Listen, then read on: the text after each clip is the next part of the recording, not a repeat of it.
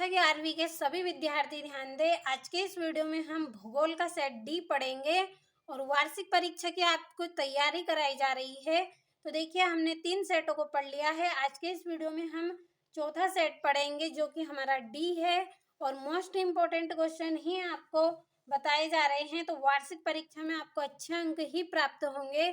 जितने भी प्रश्न आपको बताए जा रहे हैं सारे प्रश्नों को आप अच्छे से कंप्लीट करते चलें। तो चलिए, आप बिना किसी देरी के हम हमारे प्रश्नों की ओर बढ़ते हैं। यह आपका पहला सही विकल्प है। इनमें से कौन सी लघु प्लेट नहीं है? तो इसका आंसर आएगा द नंबर का राइट। दूसरा है, अनाच्छादन में निम्न में से किस प्रक्रिया को नहीं रखा जाता है? तो इसका आंसर आएगा आपका ज्वालामुखीय। तीसरा है, निम्न में से कौन सा सबसे छोटा महासागर है? तो इसका आंसर आएगा आपका अटलांटिक महासागर। चौथा है, भारत की सीमाएं किस देश से स्पर्श करती हैं? तो इसका आंसर आएगा चीन। पांचवा है, निम्नलिखित में यमोत्तर में से कौन सा भारत का यमोत्तर है? तो इसका आंसर आएगा आपका 82 डिग्री 30 पूर्व। तो सा नंबर का राइट है। और देश में कुल जीव मंडल निश्चय है, तो इसका आंसर आएगा 18। तो यहाँ पे देखिए, सारे को मैंने कंप्लीट कर दिया है। अच्छे से आप स्क्रीनशॉट लीजिए और अच्छे से आप कंप्लीट करें। तो ये इंग्लिश मीडियम वाले बच्चों के लिए है। आप अच्छे से स्क्रीनशॉट के माध्यम से कंप्लीट कर लें।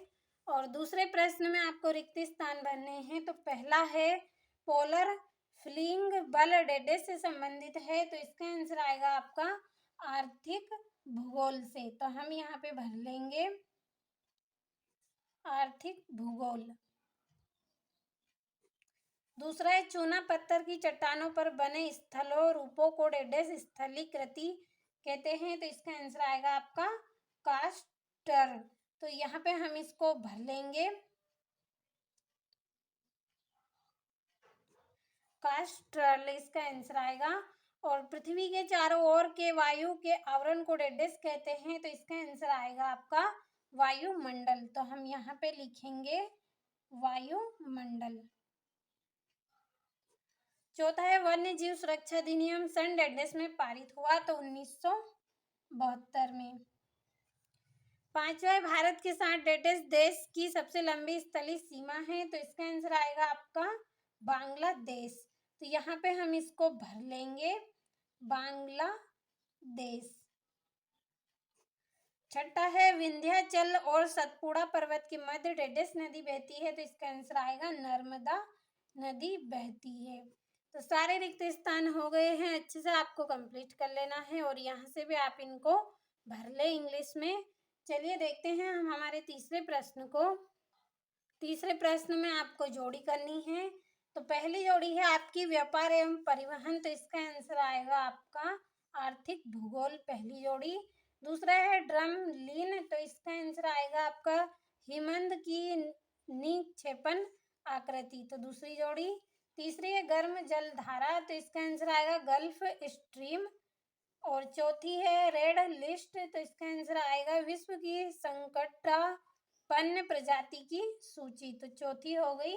और पांचवी है सिंह। तो इसका आंसर आएगा सौराष्ट्र का गिर। तो पांचवी जोड़ी हो गई है ये आपकी कंप्लीट। कर लें आप अच्छे से। और चौथे प्रश्न में एक वाक्य में उत्तर करने हैं आपको। तो पहला आएगा आपका, महाद्वीपीय विस्थापन सिद्धांत किसने प्रस्तुत किया? तो इसका आंसर आएगा अल्फ्रेड वेगनर ने। तो यहाँ पे हम इसके आंसर को भर लेंगे अल्फ्रेड वेगनर। चलिए, दूसरा है हमारा, नदी समुद्र में मिलने से पहले किस निक्षेपित स्थल रूप का निर्माण करती है? तो इसका आंसर आएगा डेल्टा। तो यहाँ पे हम इसको भर लेंगे डेल्टा।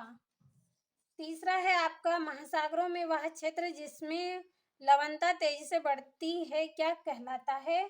तो इसका आंसर आएगा आपका तीसरे का हेलोक लाइन।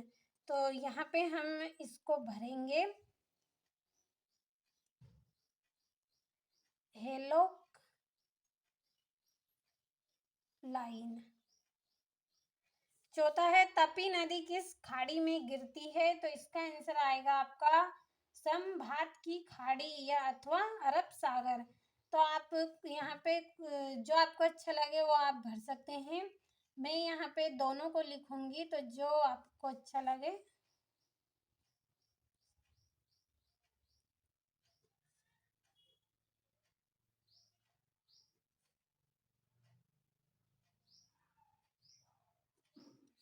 अंतिम है आपका, कौन सी रेखा भारत को लगभग 2 बराबर भागों में बांटती है? तो कर्क रेखा। तो इसका आंसर आएगा आपका कर्क रेखा।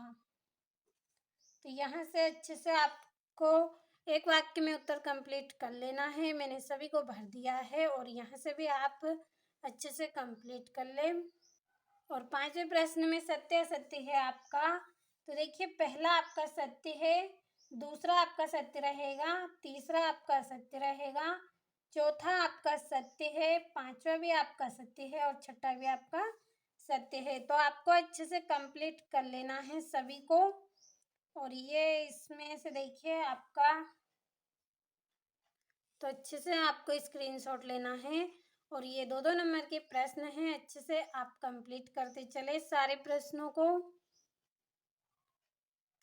और ये आपका 9वां, 10वां और 11वां और ये 12वां प्रश्न है। और ये यहाँ से आपका 13वां प्रश्न है। तो सारे प्रश्नों का आपने अच्छे से स्क्रीनशॉट तो लिया होगा। भरोसा रखें, वार्षिक परीक्षा में आपको अच्छे अंक दिलाने में कोई कमी नहीं रहेगी। जितने भी प्रश्न आपको बताए जा रहे हैं, सारे प्रश्नों को आपको अच्छे से कंप्लीट करते चलना है। और ये यहाँ से आपका 19वां प्रश्न है, भारत में होने वाली वर्षा के प्रकारों को समझाना है आपको 4 नंबर का। और 20वें प्रश्न में भारत के मानचित्र में निम्नलिखित को आपको दर्शाने हैं। तो सारे प्रश्नों का आपने अच्छे से स्क्रीनशॉट लिया होगा। भरोसा रखें, अच्छे से कंप्लीट कर लें।